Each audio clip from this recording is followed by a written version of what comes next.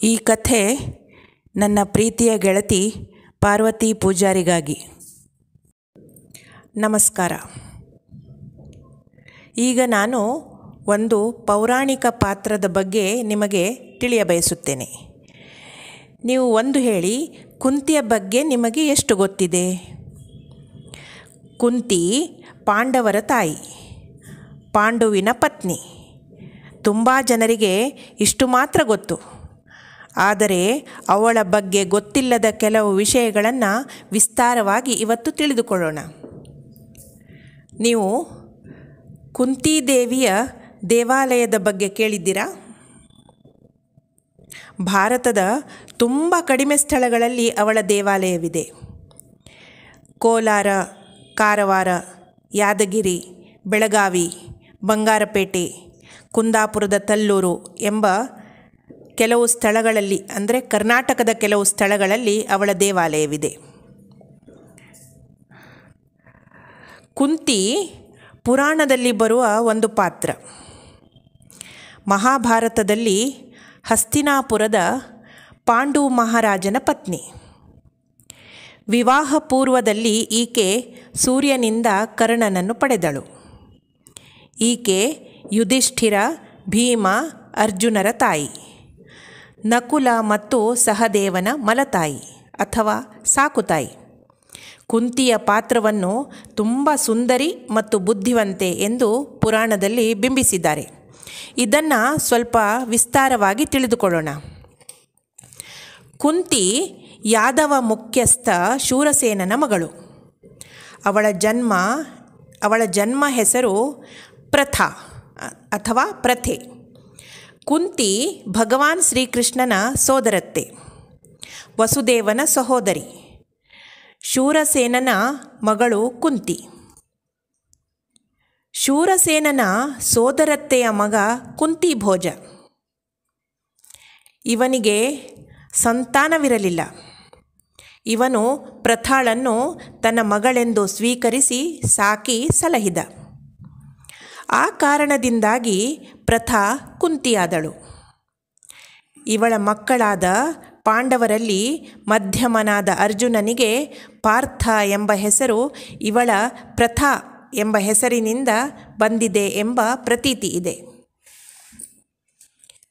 ಕುಂತಿಭೋಜನ ಅರಮನೆಗೆ ಒಮ್ಮೆ ದೂರ್ವಾಸರು ಬಂದರು. ಅವರು 1 ವರ್ಷ ಅಲ್ಲಿರುವುದಾಗಿ ಸೂಚಿಸಿದರು. ಅವರ ಮುಂಗೋಪದ ಅರಿವು ರಾಜನಿಗಿತ್ತು. ಸಣ್ಣ ಪುಟ್ಟ ದೋಷ ಕಂಡರೂ ಶಾಪ ಕೊಡುವ ಸ್ವಭಾವ ಅವರದ್ದು. ರಾಜನ ಪಾಲಿಗೆ ಇವರ ಸೇವೆ ಒಂದು ಸವಾಲಾಯಿತು. ರಾಜನಿಗೆ ಒಂದು ವಿಚಾರ ಹೊಳೆಯಿತು. ಹೇಗಿದ್ದರೂ ಕುಂತಿ ಹಿರಿಯರ ಸೇವೆ ಮಾಡುವುದೆಂದರೆ ಎಲ್ಲಿಲ್ಲದ ಉತ್ಸಾಹ ಅವಳಿಗೆ. ಅವಳನ್ನು ಅವರ ಸೇವೆಗೆ ಯಾಕೆ ನೇಮಿಸಬಾರದು ಎಂದು ಯೋಚಿಸಿದನು. ದುರ್ವಾಸರ ವರ್ತನೆ ವಿಚಿತ್ರವಾಗಿತ್ತು. ಅವರು ಬರುವುದು ಹೋಗುವುದು ಯಾರಿಗೂ ತಿಳಿಯುತ್ತಿರಲಿಲ್ಲ. ಸಮಯವಲ್ಲದ ಸಮಯದಲ್ಲಿ ಬಂದು ತಿನಿಸುಗಳನ್ನು ಅಪೇಕ್ಷಿಸುತ್ತಿದ್ದರು.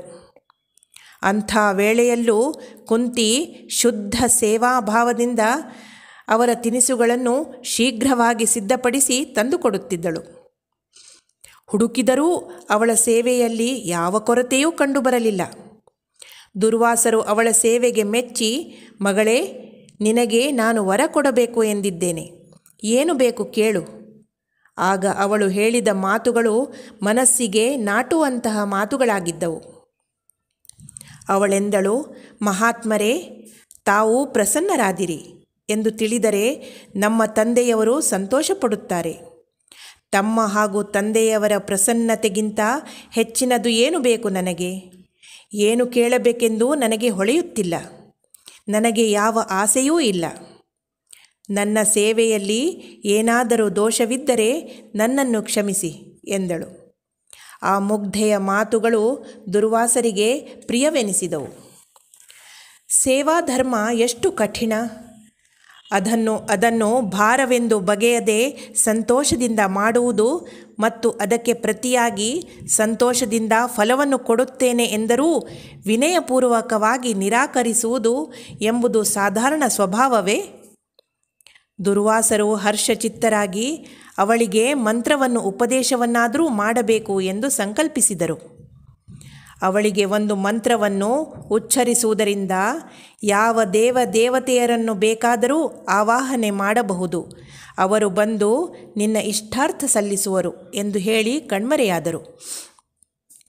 ಈ ರೀತಿಯಾಗಿ ವಿವಾಹ ಪೂರ್ವದಲ್ಲಿಯೇ ಆಕಸ್ಮಿಕವಾಗಿ ಕುತೂಹಲದಿಂದ ಅವಳು ಸೂರ್ಯದೇವರನ್ನು ಆಹ್ವಾನಿಸಲು ಮಂತ್ರ ಬಳಸಿದಳು ಮತ್ತು ಕರ್ಣ ಎಂಬ ಮಗನನ್ನು ಪಡೆದಳು. ಇದೆಲ್ಲ ಆದ ಬಳಿಕ ಒಮ್ಮೆ ಕುಂತಿ ಭೋಜ ಏರ್ಪಡಿಸಿದ್ದ ಸ್ವಯಂವರದಲ್ಲಿ ಮಹಾಬಲನಾದ ತೇಜಸ್ಸಿನಿಂದ ಕೂಡಿದ ಪಾಂಡುರಾಜನನ್ನು ಕುಂತಿದೇವಿ ವರಿಸುತ್ತಾಳೆ. ಕುಂತಿಯನ್ನು ಮದುವೆಯಾದ ಬಳಿಕ ಪಾಂಡುರಾಜ ಮಾದ್ರಿಯನ್ನು ಕೂಡ ವರಿಸುತ್ತಾನೆ. ಹೀಗೆ ತನ್ನ ಪತ್ನಿಯರೊಡನೆ ಸುಖವಾಗಿ ಸಂಸಾರ ಮಾಡುತ್ತಿದ್ದ ಪಾಂಡು ಕುಂತಿ ಮತ್ತು ಮಾದ್ರಿಯೊಂದಿಗೆ ಒಮ್ಮೆ ಬೇಟೆಗೆಂದು ಕಾಡಿಗೆ ಬರುತ್ತಾನೆ. ಸುಂದರ ಕಾಡಲ್ಲಿ ಹಾಯಾಗಿ ಓಡಾಡಿಕೊಂಡಿದ್ದ 2 ಜಿಂಕೆಗಳು ಪಾಂಡುವಿನ ಕಣ್ಣಿಗೆ ಬೀಳುತ್ತವೆ. ಆ ಜಿಂಕೆಗಳನ್ನು ಹಿಂಬಾಲಿಸಿ ಬಂದ ಪಾಂಡುರಾಜ ಅವೆರಡು ತಮ್ಮ ರತಿಕ್ರೀಡೆಯಲ್ಲಿರುವಾಗಲೇ ಗುರಿಯಿಟ್ಟು ಬಾಣ ಬಿಡುತ್ತಾನೆ. ಆ ಬಾಣ ತಾಗಿದ ಜಿಂಕೆಗಳು ತಮ್ಮ ನಿಜರೂಪ ತಾಳುತ್ತವೆ. ಆ ಜಿಂಕೆಗಳು ಒಬ್ಬ ಋಷಿ ಮತ್ತು ಅವನ ಪತ್ನಿಯಾಗಿರುತ್ತಾರೆ. ಪಾಂಡುವಿನ ಮೇಲೆ ಸಿಟ್ಟಾದ ಋಷಿ, ನಮ್ಮ ಕ್ರೀಡೆ ಮುಗಿದ ಬಳಿಕ ನೀನು ನಮಗೆ ಹೊಡೆಯಬಹುದಿತ್ತು. ನೀನು ಕೂಡ ರತಿಸುಖ ಅನುಭವಿಸುವ ಸಂದರ್ಭದಲ್ಲೇ ನಿನಗೆ ಸಾವು ಬರಲಿ ಎಂದು ಶಾಪ ಹಾಕಿ ಋಷಿ ಮತ್ತು ಪತ್ನಿ ಜೀವತ್ಯಾಗ ಮಾಡುತ್ತಾರೆ. ಇದಾದ ಬಳಿಕ ಒಮ್ಮೆ ಅರಮನೆಯನ್ನು ತ್ಯಜಿಸಿದ ಪಾಂಡು, ಕುಂತಿ ಮತ್ತು ಮಾದ್ರಿ ಅರಣ್ಯದಲ್ಲಿ ವಾಸ ಮಾಡತೊಡಗಿದರು.